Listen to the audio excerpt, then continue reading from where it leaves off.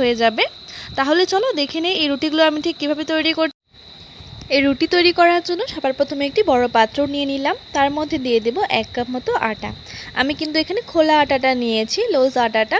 যেহেতু খোলা আটাটা একটু হোয়াইট কালার হয় দেখতে, তাই রুটিগুলো কিন্তু পুরো হোয়াইট হবে, দেখতে ভালো লাগে।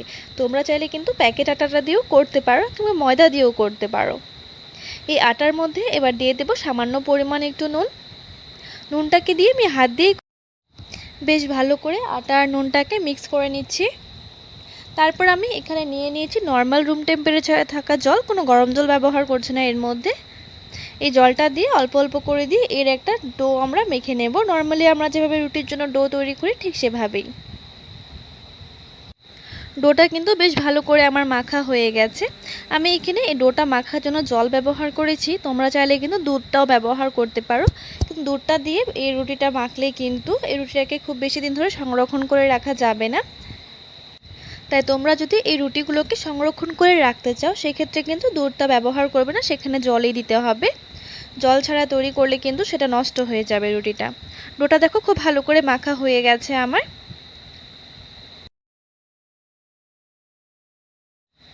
এবার এই ডোটা থেকে আমি দুটো লেচি কেটে নেব, দুটো বড় সাইজের লেচি। লেচিগুলো ঠিক যতটা বড় সাইজ করে কাটবে ততই কিন্তু তোমাদের সুবিধে হবে রুটিগুলো বানাতে। আমি এভাবে দুটো বড় বড় করে লেচি কেটে নিলাম। তারপর এই লেচিটার মধ্যে সামান্য পরিমাণ একটু আটা ছড়িয়ে এর একটা রুটি আমরা বেলে নেব। বড় করে একটা রুটি বেলে নিতে হবে আমাদের। আর রুটিগুলো কিন্তু এখন খুব বেশি পাতলা করবে না, একটু মোটা সাইজ করেই কিন্তু এই রুটিটাকে বেলতে হবে।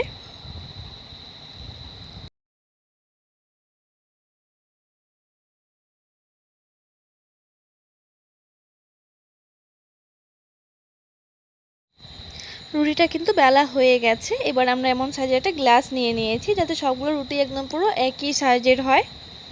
এই গ্লাস দিয়ে ছোট ছোট করে আমরা রুটি কেটে নেব। এর থেকে যতটা সম্ভব কেটে নেবে তোমাদের ইচ্ছে মতো।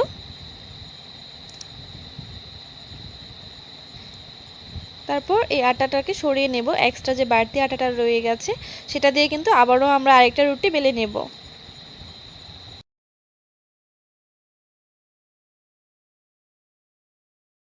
আমি কিন্তু আরেকটা রুটিকেও ঠিক একইভাবে বেলে নিচ্ছি। বেলে তারপর গ্লাস দিয়ে এটাকেও কেটে নেব আগের মতো করে ঠিক। তারপর সবার প্রথমে একটা রুটি নিয়ে নেব। এই রুটির ওপর দিয়ে দেবো সামান্য পরিমাণে একটু সাদা তেল। তেলটাকে খুব ভালো করে কিন্তু লাগিয়ে দিতে হবে সম্পূর্ণ রুটিটার মধ্যেই। তেলটাকে লাগিয়ে এবার এর মধ্যে দিয়ে দেবো সামান্য পরিমাণ একটু আটা। এর উপর ছড়িয়ে দিতে হবে এভাবে শুকনো আটা। শুকনো আটাটা ছড়িয়ে তারপর এর উপর আরেকটা রুটি দিয়ে দিতে হবে। আরেকটা রুটি দিয়ে তারপর সেম প্রসেস কিন্তু বারবার করতে হবে আমাদের। আবারও তেল লাগিয়ে আবারও এর মধ্যে কিন্তু সামান্য পরিমাণে একটু আটা ছড়িয়ে দিতে হবে। এভাবে করে আমরা একসাথে 4 থেকে 5টা রুটি একসাথে জোড়া লাগিয়ে নেব। তোমরা কিন্তু অনেকগুলো একসাথে করতে পারো, প্রায় 8 থেকে 10টাও করে নিতে পারো একসাথে। তারপর এই রুটিগুলোর মধ্যে সামান্য পরিমাণ একটু আটা ছড়িয়ে এটাকে আমরা খুব পাতলা করে বেলে নিতে হবে, যতটা সম্ভব হয় পাতলা। এই রুটিটাকে ঠিক যতটা সম্ভব পাতলা করে বেলবে আর তোমাদের রুটিগুলোও কিন্তু ঠিক ততটাই পাতলা হবে।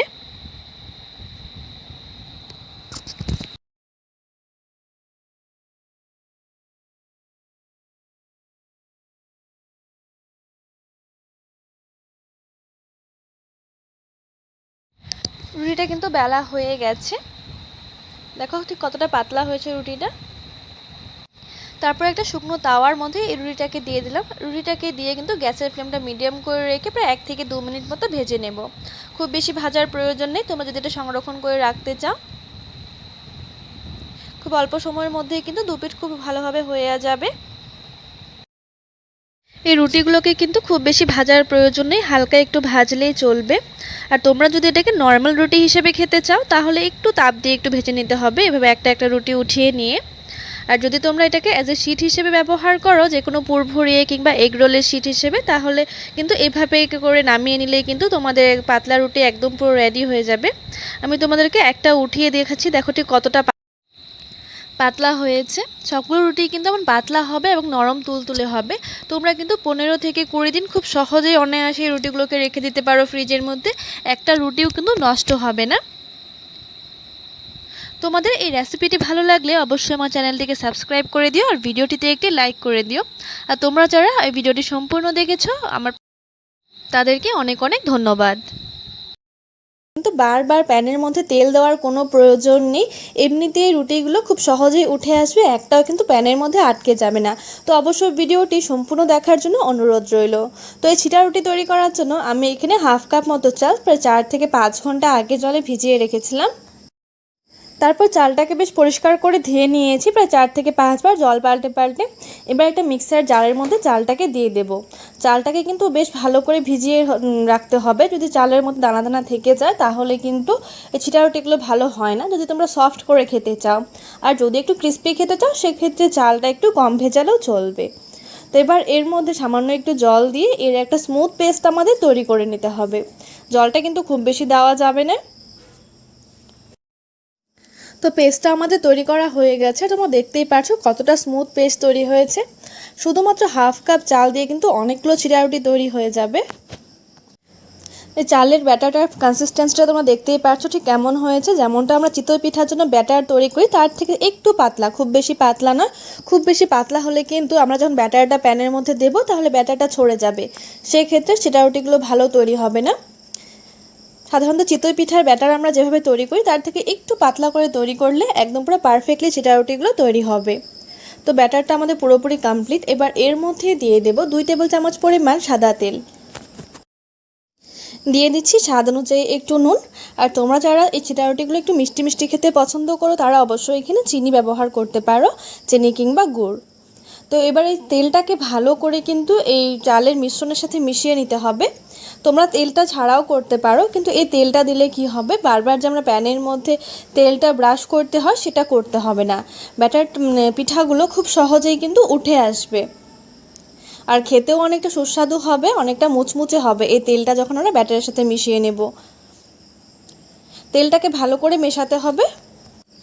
এই ব্যাটারটার মধ্যে তেলটা দেওয়ার ফলে দেখো ব্যাটারটা কিন্তু অনেকটাই স্মুথ আর গ্লসি হয়ে গেছে।